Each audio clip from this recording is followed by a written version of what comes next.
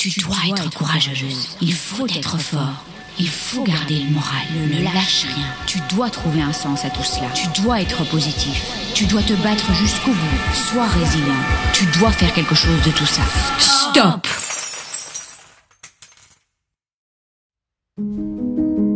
Et si on brisait le cercle de ces injonctions incessantes? Et si on arrêtait d'écouter et de céder à ces pressions venues des autres, de la société et parfois de nous-mêmes? Je suis Delphine Rémy et bienvenue dans ma série spéciale sur les injonctions. Une série pour questionner, réfléchir et surtout se libérer. Pas de pression, pas de il faut, pas de tu dois. Ici, on prend le temps de se poser, le temps de déconstruire et surtout le temps d'être doux avec soi-même. Dans cette série, vous ne reconnaîtrez pas mon jingle habituel qui vous berce depuis 3 ans, mais des airs de piano, tout doux, que j'ai choisis spécialement pour vous. La vie, la société, les réseaux sociaux, un tourbillon constant d'injonctions. Toujours plus, toujours mieux. Et moi la première, je m'en impose trop souvent. Et si on se foutait un peu la paix? Et si on se laissait bercer par la musique, par ces notes de piano, tantôt graves, tantôt aiguës, pour s'apporter un peu de douceur au milieu de nos to-do list, de nos obligations et de nos devoirs? Alors installez-vous confortablement, laissez-vous porter et surtout, laissez les injonctions derrière vous. Je vous souhaite une bonne écoute.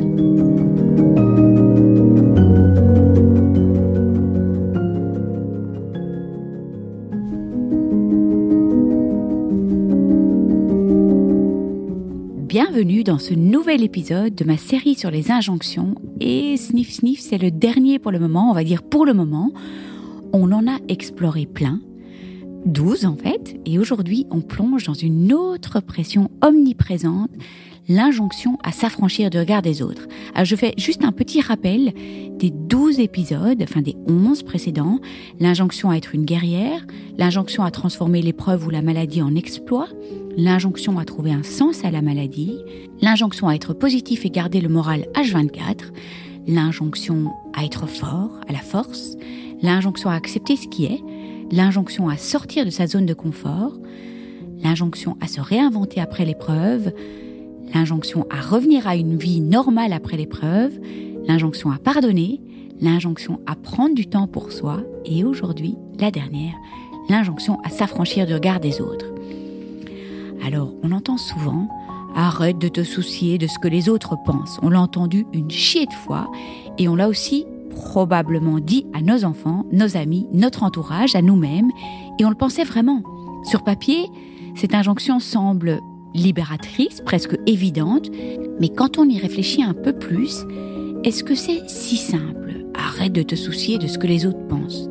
Alors aujourd'hui, je vous propose de déconstruire cette injonction ensemble en explorant ses nuances, ses contradictions et ses paradoxes.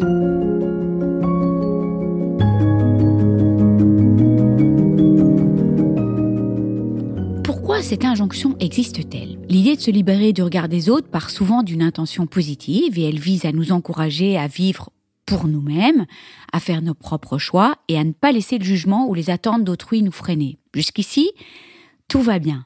Et oui, c'est vrai que se libérer des regards toxiques, destructeurs et malveillants est une étape essentielle. Ces regards-là, ils paralysent, ils s'imposent comme des chaînes invisibles et ils limitent nos mouvements et nos choix. Alors oui, un grand oui à s'en affranchir et on en a tous eu. Mais, cette injonction, donc de s'affranchir du regard des autres, oublie une réalité importante. Ou alors on devrait spécifier de quel regard on parle, parce que le regard des autres n'est pas toujours négatif. Parfois, il est vraiment une source de richesse tout juste incroyable. Le regard des autres peut nous nourrir et nous élever super fort. Je me souviens de mon stage d'écriture où cette question a pris vraiment une nouvelle dimension et c'est là que je me suis dit « Ok, je dois traiter absolument de cette injonction ». Après chaque exercice, on lisait nos textes à voix haute devant tous les autres participantes et ce moment qui aurait pu être terrifiant, parce que on n'était pas toujours contente de nos textes, enfin, moi j'avais jamais fini, eh bien ce moment s'est révélé profondément transformateur. Pourquoi ?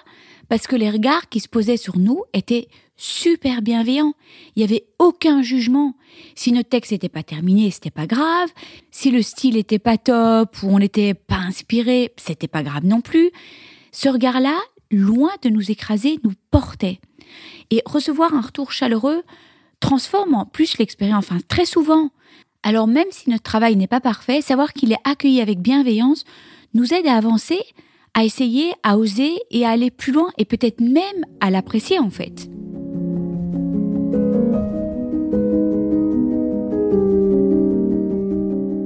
Le regard bienveillant est vraiment un levier de croissance et c'est pas seulement vrai dans un contexte créatif, je le vis aussi à la pole dance quand je tente une nouvelle figure et je sais honnêtement que ça ressemble pas à grand chose. J'ai pas peur de le dire, franchement. Les encouragements des autres m'aident à y croire, à dépasser mes doutes et mes peurs et souvent à arrêter de me sentir nulle et ça donne vachement confiance. Mes copines de pôle mettent en avant ce qui était bien et pas ce qui était nul et je fais la même chose avec elles et ça donne des ailes. Alors là, je parle de la pôle, mais c'est vrai dans tout. Le podcast aussi, les retours bienveillants des auditeurs ou tous les messages après un épisode me touchent toujours beaucoup. Ce sont ces regards-là qui m'élèvent et m'inspirent à continuer. Bien sûr, évidemment, les rencontres avec les personnes magnifiques, mais je me nourris de tout ça énormément. Dire qu'il faut s'affranchir du regard des autres est une vision un peu simpliste, mais comme toutes les injonctions d'ailleurs, parce qu'en réalité, nous sommes des êtres sociaux, nous grandissons à travers les interactions, à travers les liens, et se couper complètement du regard des autres, ce serait perdre une partie essentielle de nous-mêmes. En fait, c'est vraiment une danse subtile entre se nourrir des regards bienveillants des autres et tenter de ne pas accorder trop de poids aux regards négatifs, envieux ou toxiques. Et honnêtement, je pense qu'on peut tous s'identifier à ça parce qu'on a tous expérimenté ça un jour dans notre vie. Et ce sont malheureusement ces regards négatifs et toxiques qui attirent notre attention, un peu plus notre attention, au détriment des regards positifs et bienveillants. Et je me souviens d'une émission avec Christophe André, il était sur un plateau télévisé avec je ne sais plus quelle star de musique qui a des millions de followers, et il parlait justement de ça, d'être abîmé par l'unique commentaire négatif parmi les milliers de commentaires positifs. Et le gars disait que ça le brisait et qu'il voyait plus les milliers de commentaires positifs. Et c'est vrai en fait. Je me souviens, quand mon livre est sorti, il y a eu un commentaire négatif qui m'a été rapporté par une amie. Bon, c'était voilà, un commentaire qui... Alors, je veux bien accueillir un commentaire qui a des raisons d'être et qui peut me permettre d'évoluer ou de remettre certaines choses en question. Mais là, c'était vraiment un commentaire qui partait de l'envie, de la jalousie. Et bon, c'était déjà... Je comprends pas pourquoi on me l'a rapporté, mais voilà, c'était un commentaire qui était pas bienveillant, vraiment. Et j'étais abîmée par ce commentaire, alors qu'il y avait plein d'autres commentaires qui étaient positifs et je les gardais en tête et je me suis dit, mais Delphine, pourquoi est-ce que tu es démontée par un commentaire en fait qui en dit long sur le problème de la personne, mais qui a rien à voir avec toi? Et pourquoi est-ce que je me suis attardée sur ce commentaire? Et donc voilà, j'aurais pu me dire, allez, affranchis-toi du regard de l'autre. Et je me souviens, j'en ai parlé avec la personne qui m'a apporté un soutien psychologique pendant la maladie. Et après, je me suis dit, ben oui, ce commentaire m'appartient pas. Ça sert à rien de rester bloqué. Et là, l'injonction s'affranchir du regard des autres quand le regard est négatif était tout à fait approprié.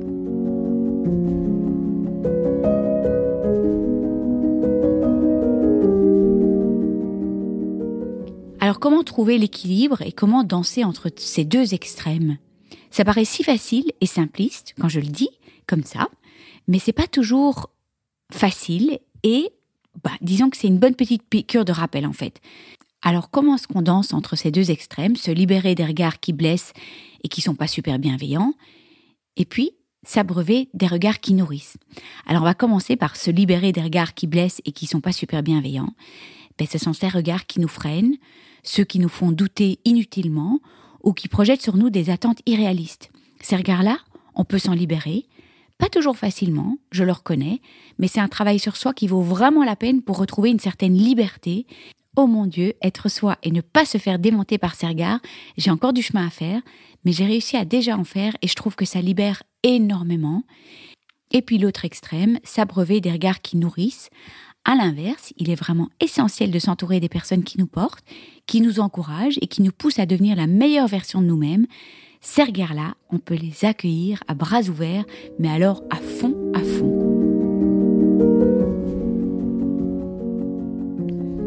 si on repensait cette injonction, au lieu de dire « tu dois t'affranchir du regard des autres », pourquoi ne pas remplacer cela par « entoure-toi de ceux qui t'aiment vraiment pour qui tu es, écoute les retours qui résonnent avec ton cœur, pas ceux qui te font douter inutilement ». Parce qu'au fond, s'affranchir du regard des autres ne signifie pas les ignorer totalement, c'est pas toujours possible franchement.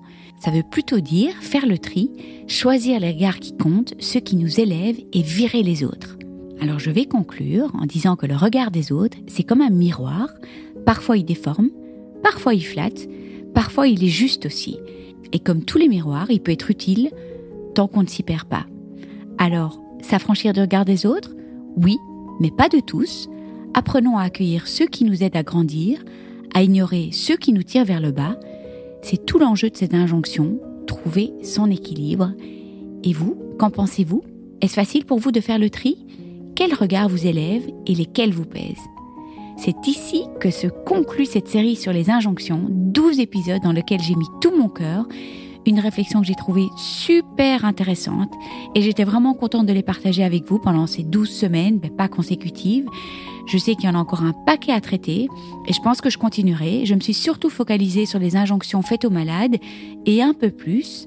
Merci de m'avoir écouté. N'hésitez vraiment pas à les relayer parce que ce sont des petites capsules qui font du bien, qui permettent de mettre des mots sur les mots et sur ce qu'on peut ressentir quand on entend ces injonctions et parfois on n'arrive pas toujours à nommer ce qu'on ressent et c'était vraiment ce que je voulais faire avec ces podcasts.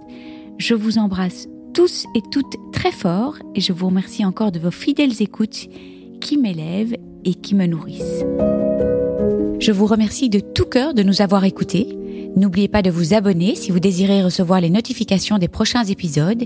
Et puis si vous avez apprécié cet épisode, ça me ferait vraiment très plaisir que vous me laissiez une bonne note, 5 étoiles, comme à l'école, et peut-être même un commentaire ou un partage sur les réseaux sociaux, parce que c'est grâce à vos commentaires, à vos étoiles, vos partages, que le podcast pourra aider plus de monde encore, et c'est tout ce que je souhaite. Donner ou redonner espoir, ce serait les coups tous ensemble, partager nos joies, nos peines, et célébrer toutes nos petites victoires. Si vous aussi vous désirez partager votre histoire, n'hésitez pas à m'envoyer une petite vidéo témoignage de 5 à 10 minutes avec les thématiques que vous souhaitez aborder. Tout est expliqué sur le site internet cancerjegère.blog. Et puis, dernière petite chose, Naître Princesse Devenir Guerrière a lancé sa nouvelle page sur Buy Me a Coffee, une plateforme de soutien pour aider les créateurs de contenu, les podcasteurs, les artistes, les magiciens, les clowns et j'en passe à vivre de leur passion. Comme vous pouvez l'imaginer, le podcast représente un énorme investissement en termes de temps, de travail et de moyens. Un effort qui m'est évidemment rendu au centuple grâce à tous vos mots doux, vos écoutes, vos commentaires, vos encouragements et j'en passe. Et pour tout cela, merci du fond du cœur. Mon intention aujourd'hui est de pouvoir rendre le podcast pérenne et qu'il puisse s'autofinancer. Alors recevoir le soutien de mes auditeurs serait le plus beau des cadeaux. Un petit montant, 1 euro, 2 euros, 5 euros, peut faire une énorme différence. Si vous désirez me soutenir, toutes les infos sont dans la description de tous les podcasts et sur mon site internet. Et je tiens vraiment à dire que la gratuité de mon podcast est et restera ma grande priorité quoi qu'il arrive. Je veux qu'il puisse aider le plus grand nombre, peu importe les moyens. Je vous embrasse tous très fort, prenez bien soin de vous et je me réjouis de vous retrouver la semaine prochaine.